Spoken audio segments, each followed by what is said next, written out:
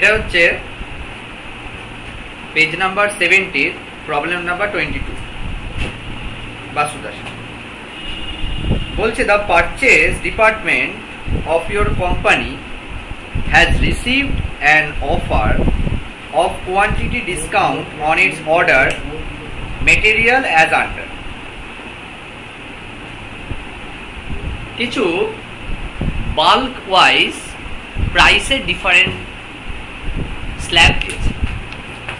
বলছে আমরা যদি লেস দেন 500 500 কম করে অর্ডার করি, একবারে 500 কোয়ান্টিটির কম করে অর্ডার করি, তাহলে আমাদের পার টন লেস দেন 500 টন যদি আমরা অর্ডার করি তাহলে পার টন আমাদের 1200 টাকা করে প্রাইস পড়বে। 500-র বেশি মানে 500 থেকে 1000-এর কম 999 টন অবধি আমরা যদি অর্ডার করি তাহলে দেখো একটু প্রাইস কম পড়বে 1180 রুপিস 1180 পার টন। আমরা ছোট থেকেই জানি যে একটু বাল্কে অর্ডার করলে দাম একটু কম পড়ে। যদি আমরা 1000 টন থেকে 1999 টনের মধ্যে কিছু একটা অর্ডার করি তাহলে আমাদের 1160 দাম। আমরা যদি 2000 টন থেকে 3000-এর কম মানে 2999 টন অবধি অর্ডার করি তাহলে আমাদের 1140 পার টন পড়বে। আর 3000 বা তার বেশি যদি আমরা একসাথে অর্ডার করি তাহলে 1120 টাকা করে পড়বে 1120 পার টন। আমাদের অ্যানুয়াল রিকোয়ারমেন্ট অফ মেটেরিয়াল 5000 টন। 5000 টন আমাদের অ্যানুয়াল রিকোয়ারমেন্ট লাগে। তাহলে বুঝতেই পারছো 500 অর্ডার করলে 10 বার অর্ডার করব, 1000 অর্ডার করলে 5 বার অর্ডার করব। এরকম বেসিসে আমাদের করে করে দেখতে হবে। অর্ডারিং কস্ট পার অর্ডার 1200 টাকা, সে যে কোনো লেভেলেই আমি করি। যখন 5 বার অর্ডার করব তখন 5 × 1200, যখন আমি 10 বার অর্ডার করব তখন 10 × 1200, 1200 টাকা পার অর্ডার আমার পড়বে, সে আমি যত কোয়ান্টিটি অর্ডার করি না কেন। Handling cost 20% of material cost. ভালো কথা। এবার কোশ্চেনটা হচ্ছে what will be your answer to the above question. What will be your answer to the above question if there are no discount offered and at the price per ton is 1500? তাহলে আমাদের প্রথম কাজ হচ্ছে আগে এই যে 5টা slab দিন, আমরা এই 5টা স্ল্যাবে দেখি যে কোন স্ল্যাবটাতে আমরা যদি অর্ডার করি। আপ টু 500 বলেছে, আমরা যে কোনো একটা টন নিই, আমরা 400 টন অর্ডার করে দেখি। 1000 থেকে 2000 বলেছে, তাহলে আমরা 1500 অর্ডার করে দেখি। এবার ব্যাপারটা হচ্ছে 1500 করব না 1300 করব। 1000 থেকে 2000-এর মধ্যে আমি যে কোয়ান্টিটি অর্ডার করি না কেন আমার জন্য ওই পার্টিকুলার রেটটা অ্যাপ্লিকেবল। এবার কোশ্চেনটা হচ্ছে আমি তাহলে কত ইউনিট করব। চেষ্টা করব এমন ইউনিটকে চুজ করতে যাকে যদি আমি অ্যানুয়াল কনজাম্পশনকে দিয়ে ভাগ করাই তাহলে নাম্বার অফ অর্ডারটা ফ্র্যাকশনে না আসে। মানে আমি উদাহরণ দিয়ে বোঝাচ্ছি, আমার অ্যানুয়াল কনজাম্পশন কত? 5000 ইউনিট। এবার আমাকে বলছে লেস দেন 500 টন, অ্যানুয়াল কনজাম্পশন হচ্ছে 5000 টন। 500 টনের কম যদি আমি অর্ডার করি তাহলে আমার জন্য একটা লেভেল। তাহলে আমি 500-র কম 300 ধরতে পারি, 400 ধরতে পারি। যদি আমি 300 টন ধরি তাহলে আমার নাম্বার অফ অর্ডার কত হবে? 5000/300 হবে। আর আমি যদি 400 ধরে করি তাহলে আমার নাম্বার অফ অর্ডার হবে 5000/400, যে আমি একবারে 400 টন করে অর্ডার দেব। তাহলে আমার নাম্বার অফ অর্ডার হবে 5000/400। এখানে দেখো খুব ইজিলি আমি 8 লিখে দিতে পারি। এখানে আমার কিছু একটা ফ্র্যাকশনে বেরোবে, আমি ফ্র্যাকশনটা কি করব। তাই জন্য আমার কাছে যে লম্বা স্ল্যাবটা দেওয়া আছে, এর পরের স্ল্যাবটা হচ্ছে 1000 থেকে 2000-এর মধ্যে। তা 1000 থেকে 2000-এর মধ্যে আমি যে কোনো জিনিস ধরতে পারি না। এরপরে স্ল্যাবটা হচ্ছে 500 থেকে 1000-এর মধ্যে। 500 থেকে 1000-এর মধ্যে। তা 500 থেকে 1000-এর মধ্যে আমি যে কোনো স্ল্যাব ধরতে পারি, যে কোনো ইউনিট ধরতে পারি। আমি এমন ইউনিট ধরবো যেখানে আমি ইজিলি 5000-কে ভাগ করতে পারি। আমি যদি 500 ধরেই করি তাহলে আমি 5000-কে ভাগ করে আমার নাম্বার অফ অর্ডার 10 আসবে। আমি যদি অন্য এমন কোনো আর কোনো ডিজিট যদি থেকে থাকে সেটা দিয়ে যাতে আমার এই নাম্বার অফ অর্ডারটা যাতে আমার একটা রাউন্ড ফিগারে আসে। আমার রাউন্ড ফিগারে না আসলেও কোনো ক্ষতি নেই, কিন্তু ক্যালকুলেশনটা বড় হবে, কমপ্লেক্সিটি বাড়বে, কি দরকার। ওই জন্য আমরা একটা ডিসিশনে এসেছি যে আমরা এই যে 4টে স্ল্যাব আমাদের জন্য আছে, এই 4টে স্ল্যাবকে আমরা ভাগ করব। প্রথমটাকে ধরবো 400, 500 কম বলেছে, যেহেতু 500 কম বলেছে আমরা তার জন্য প্রথমটাকে ধরবো 400, প্রথম স্ল্যাবটা। পরেরটা বলেছে 500 থেকে 1000-এর মধ্যে, তা আমরা 500ই ধরব। তারপরেরটা আমাদের বলেছে 1000 থেকে 2000-এর মধ্যে, আমরা 1000ই ধরব। তাহলে এখানে একটা প্যারিটিও আসছে যে আমরা প্রত্যেকটা লেভেলেরই ফার্স্ট ফিগারটা করে ধরছি। তারপরেরটা বলেছে 2000 থেকে 3000-এর মধ্যে, আমরা 2000ই ধরব। তারপরের ফিগারটা আমাদের বলেছে যে 3000 থেকে 5000-এর মধ্যে, আমরা 3000ই ধরব। এবার প্রশ্নটা আসবে যে 5000 ডিভাইডেড বাই 3000 করলে, 5000 ডিভাইডেড বাই 3000 করলে আমার তো রাউন্ড ফিগার আসবে না। কিন্তু 3000 থেকে 5000-এর মধ্যে এমন কিছু নেই 5000 ছাড়া যেখানে রাউন্ড ফিগার আসে, এই জন্য একটা আমাকে ধরতে হবে। কিন্তু তখন আমি কি করে ফ্র্যাকশনটাকে ইগনোর করব সেটা আমি শিখিয়ে দিচ্ছি। তাহলে আমার এখন কাজ হচ্ছে এই 1 2 3 4 5 এই 5টা লেভেলে ইনডিপেন্ডেন্টলি কস্ট ক্যালকুলেট করা, ইনডিপেন্ডেন্টলি কস্ট ক্যালকুলেট করা। কারণ আমি জানি যে আমি যত কম অর্ডার করব তাতে হয়তো আমার ক্যারিং কস্টটা কম করবে, কিন্তু আমাকে বারবার অর্ডার করতে হবে, অর্ডারিং কস্টটা বেশি পড়বে। আবার আমি যত নাম্বার অফ টনটাকে বাড়িয়ে দেব আমার পার ইউনিট প্রাইসটাও কমবে, সাথে সাথে আমার নাম্বার অফ অর্ডার যদি কমে যায় আমার অর্ডারিং কস্টটাও কমে আসবে। তাহলে এইভাবে আমাকে দেখতে হবে যে which option is more profitable, which option is more profitable. তাহলে এই 4-5টা লেভেলের রেসপেক্টে আমরা ইনডিপেন্ডেন্ট, মানে প্রত্যেকটা লেভেলের সাথে প্রত্যেকটা লেভেলের কোনো সম্পর্ক নেই, আমরা কস্ট ক্যালকুলেট করে দেখব যে টোটাল 5000 ইউনিট কিনতে গেলে কোন লেভেলটাকে ফলো করলে আমাদের টোটাল কত টাকা কস্ট হবে। তাহলে আমাদের প্রথম কাজ হচ্ছে অর্ডার সাইজটাকে লিখতে হবে। আমরা অর্ডার সাইজ অলরেডি লিখে ফেলেছি, অর্ডার সাইজ, অর্ডার সাইজটাকে লিখে ফেলব। ক্লিয়ার? নেক্সট হচ্ছে number of order, number of order.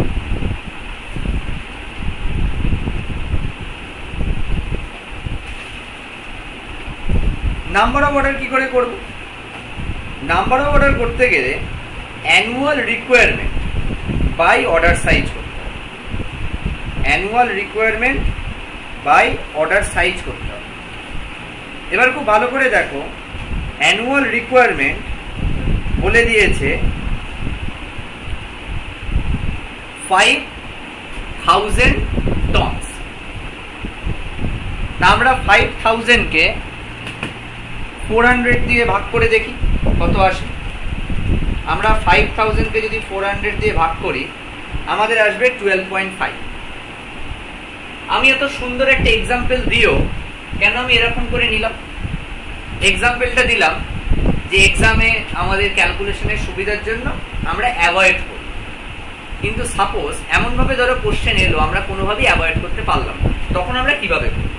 তাই জন্য আজকের দিনে আমরা শিখে রাখি। আমি যদি 5000-কে 400 দিয়ে ভাগ করি, যদি আমি 5000-কে 400 দিয়ে ভাগ করি তাহলে নাম্বার অফ অর্ডার আসছে 12.5। তার মানে 12.5 বার আমাকে অর্ডার করতে হবে। 12.5 বার তো অর্ডার করা যায় না, তার মানে অ্যাকচুয়ালি আমি কতবার করবো? 13 বার। তাহলে আমি এখানে নাম্বার অফ অর্ডার লিখবো 30। 500 করে আমি যদি নিই তাহলে আমি অর্ডার করবো 10 বার। 1000 করে আমি যদি নিই আমি অর্ডার করবো 5 বার। 2000 করে যদি আমি নিই তাহলে আমাকে অ্যাকচুয়ালি অর্ডার করবো, একবার অর্ডার করলে 2000, দুবার অর্ডার করলে 4000, তিনবার অর্ডার করলে 6000, আমার লাগবে 5000, কিন্তু অ্যাকচুয়ালি আমাকে অর্ডার করতে হবে 3বার। তাহলে আমি 2000 ধরে করলে আমার নাম্বার অফ অর্ডার আসবে 3। আর 3000 ধরে যদি আমি করি তাহলে আমাকে দুবার অর্ডার করতে হবে, আমি এখানে লিখব 2। তাহলে নাম্বার অফ অর্ডারও আমি করে দেব। এবার হচ্ছে অ্যাভারেজ স্টক। অ্যাভারেজ স্টকের ফর্মুলা হচ্ছে আমি যে অর্ডার সাইজটাকে ধরেছি সেই অর্ডার সাইজটাকে আমি যদি 2 দিয়ে ভাগ করে দিই তাহলে আমার অ্যাভারেজ স্টক বেরিয়ে যাবে। এবার কনসেপ্টটা হচ্ছে যে আমি অ্যাভারেজ স্টকটাকে কেন বার করতে চাই, সবকিছু ছেড়ে দিয়ে আমি কেন অ্যাভারেজ স্টকের উপর ফোকাস করি। মানে এরপরে আমি যখন ক্যারিং কস্টগুলো করব তখন আমার অ্যাভারেজ স্টকটা কাজে লাগবে। অ্যাকচুয়ালি অ্যাভারেজ স্টকের উপরই করো। একটা খুব সহজ এক্সাম্পল দিচ্ছি। আমরা যখন কোনো কিছুর একটা লোডিং বা আনলোডিং চার্জ দিই, হয়তো আমাদের মানে খালি মাথায় মনে হয় যে ও লোড করার জন্যই চার্জটা নিচ্ছে, অ্যাকচুয়ালি ও লোড করার জন্য চার্জ নেয় না, ও লোড প্লাস আনলোড দুটোর জন্যই ও চার্জ নেয়। আমরা যেহেতু জিনিসটা কিনছি আমরা ভাবছি যে ও ঘরে এই জিনিসটা পৌঁছে দিয়ে যাওয়ার জন্য চার্জ নিচ্ছে। আমরা যখন রান্নার গ্যাস কিনি, গ্যাসটা বাড়ির দোরগড়া থেকে রান্নাঘরে দিয়ে যাওয়ার জন্য একটা চার্জ নেয় 30 টাকা বা 20 টাকা। 3 তলা 4 তলা ফ্ল্যাট হলে 100 টাকা 50 টাকা এরকম করে রেট আছে। এটা কিন্তু নট অনলি গ্যাসটাকে শুধু দিয়ে যাওয়ার জন্য তা নয়, ফাঁকা গ্যাস সিলিন্ডারটা নিয়ে যাওয়ার জন্য অলসো। তাহলে অ্যাকচুয়ালিও 2 পিডের কাজ করবে, 2 পিডের জন্য 30 টাকা। এবার আমি যদি শুধু দিয়ে যাওয়ার জন্য 30 টাকা চার্জ করে দিই তাহলে কি হবে না, আমার কস্ট পার ইউনিটটা বেড়ে যাবে। In future as a cost accountant যদি আমি একটা টেন্ডার কল করি, মানে একটা টেন্ডার, ধরো কোনো একটা কোম্পানি টেন্ডার কল করেছে, আমি অ্যাজ আ ম্যানুফ্যাকচারার সেই টেন্ডারে একটা কোটেশন পাঠাবো, এই ধরনের কস্ট আমি যদি মানে ফালতু ব্যয়কে ঢুকিয়ে ফেলি আমার কস্ট পার ইউনিটটা বেড়ে যাবে, আমি কম্পিটিটিভ মার্কেটে কম্পিটিশনে টিকে রাখতে পারবো। তো এগুলোর ব্যাপারে আমাকে খুব সতর্ক থাকতে হবে যে এই কস্টটা আমি ঠিক কীভাবে নিচ্ছি, নিয়ে নেবই কিন্তু শো করছি ঠিক কীভাবে। তাই জন্য এই ধরনের এতে অ্যাভারেজ স্টক খুব ইম্পর্টেন্ট। তাহলে অ্যাভারেজ স্টকের ফর্মুলা হচ্ছে order size by 2। Order size এখানে 400, তাহলে অ্যাভারেজ হচ্ছে 200। 500 হলে 250, 1000 হলে 500, 2000 হলে 1000, 3000 হলে 1500, 1500। এবার হচ্ছে প্রাইস পার্ট। প্রাইস পার্ট আমরা যদি সামসটা দেখি, পরে আমি কি করব, এই সামসটার ছবি তুলে, এই যে অঙ্কটা রয়েছে এই অঙ্কটার ছবি তুলে একটা ড্রাইভে লিঙ্ক করে সেই লিঙ্কটা আমি দিয়ে দেবো। তাহলে সেই লিঙ্কটায় ক্লিক করলে আমি ইজিলি সামসটা পেয়ে যাবো। সেই লিঙ্কটা আমি দিয়ে দেবো। তাই ইন ফিউচার আমি যদি সামসটাকে দেখি তাহলে সেই সামসটা আমাকে আর বই খুলতে হবে না, আমি লিঙ্কটাতে ক্লিক করলে আমার কোশ্চেনটা দেখিয়ে দেবে। এই কোশ্চেনটা দিয়ে অঙ্কটা করবো। কোশ্চেনটা দেখলে দেখা যাবে যদি আমি 500 এর কম করে অর্ডার দিই তাহলে আমার পার ইউনিট পড়ছে 1200 টাকা, পার টন আমাকে 1200 টাকা করে দিতে হবে। যদি আমি 500 থেকে 1000 এর মধ্যে করি তাহলে আমার পার টন 1180, নেক্সট 1160, নেক্সট 1140, নেক্সট 1120। এটা একদম যা কোশ্চেনে গিভেন আমি সেই মতন করে করছি। Next average stock value. Average stock value, average stock value. Average stock যদি 200 হয় আর 200 টন, আর পার ইউনিট যদি 1200 টাকা করে হয়, পার প্রাইস পার টন 1200 টাকা, আর অ্যাভারেজ স্টক যদি 200 টন হয় তাহলে 200 ইন্টু 1200 2,40,000 টাকা। নেক্সট সিচুয়েশন, অ্যাভারেজ স্টক হচ্ছে 250 আর পার টন প্রাইস হচ্ছে 1180, তাহলে 1180 ইন্টু 250 2,95,000। থার্ড 5,80,000। फोर्थ 11,40,000।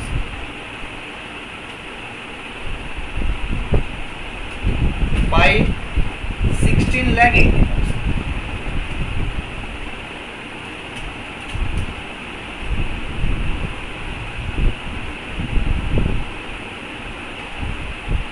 এই অবধি আমার একটা লেভেল। এই cost of material, cost of material এটা হচ্ছে অ্যাভারেজ স্টকের ভ্যালু। এটা কিন্তু কস্ট অফ মেটেরিয়াল না, এটা অ্যাভারেজ স্টকের। কস্ট অফ মেটেরিয়াল আমি কি করে, কস্ট অফ মেটেরিয়াল কিন্তু সারা বছর, কস্ট অফ মেটেরিয়াল আমি যে লেভেলেই কিনি না কেন, যে লেভেলটাকে আমি ফলো করি না কেন, আমাকে বছরে কিন্তু ওই 5000 ইউনিটই কিনতে হবে। আমি যে লেভেলই কিনি না কেন আমাকে পুরো বছরে 5000 ইউনিটই কিনতে হবে। 400 করে কিনলে 13 বারে কিনবো, 3000 করে কিনলে 2 বারে কিনবো, আমাকে 5000 টনই কিনতে হবে। তাহলে কস্ট অফ মেটেরিয়ালে আমাকে 5000 ইন্টু প্রাইস পার টন। এবার যদি আমি এই লেভেলে অর্ডার দিই তাহলে আমার 5000 ইন্টু 1200। যদি আমি এই লেভেলে অর্ডার দিই, বছরে যদি এই কোয়ান্টিটি করে করে অর্ডার দিতে থাকি, তাহলে 5000 ইন্টু 1180। যদি আমি মনে করি না আমি 1000 ইউনিট করে করে অর্ডার দেবো, তাহলে 5000 ইন্টু 1160। যদি আমি মনে করি না আমি 3000 করে বছরে 2 বার অর্ডার দেবো, তাহলে অ্যাপ্লিকেবল হবে 5000 ইন্টু 1120। এটা আমার জন্য অ্যাপ্লিকেবল। সেইটা আমাকে প্রথম মাল্টিপ্লাই করে লিখতে হবে। প্রথমটাতে হবে 60 লাখ, পরেরটায় হবে 59 লাখ, তারপরেরটায় হবে 58 লাখ, তারপরেরটায় হবে 57 লাখ, তারপরেরটায় হবে 56 lakh. Cost per cost of material পুরো বছরের বেরিয়ে যাবে। এবার হচ্ছে অর্ডারিং কস্ট।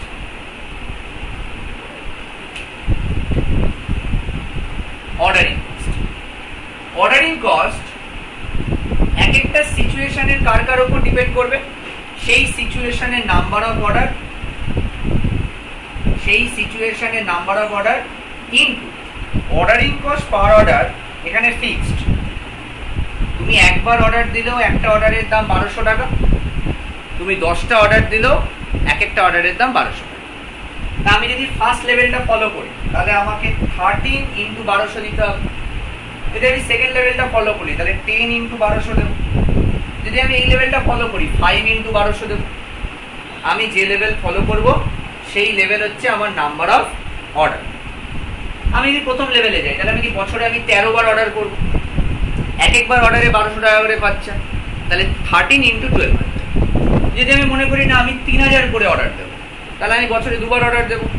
তাহলে 2 বার যদি আমি অর্ডার দিই তাহলে আমি কি করব, 1200 ইন্টু 2, 2400 টাকা আমার খরচা।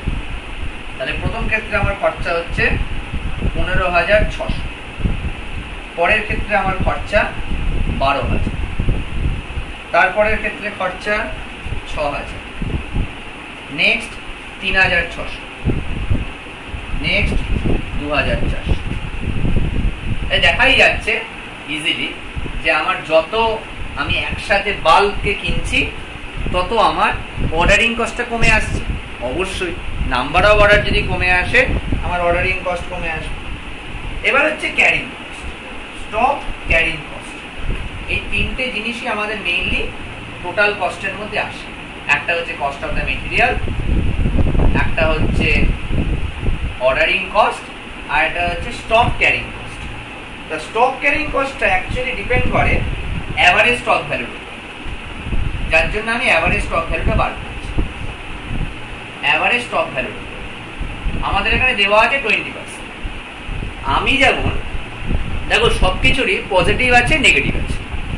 আমি যত বেশি করে অর্ডার দেবো এক একবারে তত হয়তো আমার নাম্বার অফ অর্ডারটা কমে আসবে, তত হয়তো আমার অর্ডারিং কস্টটা কমে আসবে, কিন্তু ক্যারিং কস্ট তো বাড়বে, কারণ অনেকটা কাঁধে করে তারা নিয়ে আসছে। আমার 400 টন আসতে আমার যা ক্যারিং কস্ট পড়বে, আমার একবারে যদি 3000 টন আসে আমার ক্যারিং কস্ট যথেষ্ট বেশি পড়বে। কোনো দিকে প্লাস হবে, কোনো দিকে মাইনাস হবে। তাই সবকটা প্যারামিটারকে ইন্ডিপেন্ডেন্টলি লিখে তাদের মেরিটস আর ডিমেরিটসকে বসিয়ে দেখতে হবে এফেক্টিভ কস্ট কোথায় আসছে, সেটাই আমাদের টাস্ক। তাই জন্য আমি অ্যাভারেজ স্টকের ভ্যালুর উপর করেছি। তো দেখো আমরা যখন মাত্র 400 করে দিচ্ছি তখন আমার অ্যাভারেজ স্টক ভ্যালু হচ্ছে 2,40,000। তা 2,40,000 উপর 20% মানে 48,000 টাকা। যখন আমার স্টকের ভ্যালু 2,95,000 তখন আমার 59,000 টাকা, 59,000। দেন 1,16,000।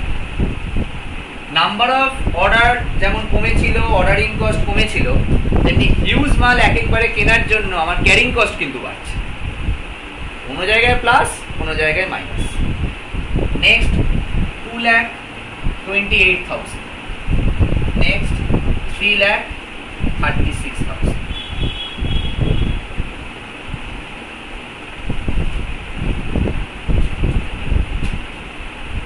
এই অবধি হলো। তাহলে তিনটে কস্টই আমরা করে ফেললাম। তাহলে এবার আমাদের কাজ হচ্ছে টোটাল কস্টগুলো ক্যালকুলেট করা। প্রথমটার ক্ষেত্রে টোটাল হবে 60,63,600। পরেরটার ক্ষেত্রে 59,71,000, 59,22,000, 59,31,600, 59,38,400। তাহলে খুব ইজিলি দেখা যাচ্ছে, দেখো এইটা কিন্তু এমন কোনো ব্যাপার হলো না যে আমি যত অর্ডার সাইজ বাড়াচ্ছি তত আমার টোটাল কস্ট কমছে না। তাহলে তো মানুষ একবারেই 5,000 কিনে দেবে। প্রথমে 60,63,000, তারপর 59,71,000, 59,22,000, 59,31,000। তার মানে আবার এখান থেকে কস্টটা কিন্তু বাড়তে থাকে। প্রথমে একটু কমলো তারপর আবার বাড়লো। তার মানে এই পয়েন্টটা আমার হচ্ছে সব থেকে কস্ট এফেক্টিভ পয়েন্ট। 59,22,000 হচ্ছে আমার সব থেকে কস্ট এফেক্টিভ পয়েন্ট।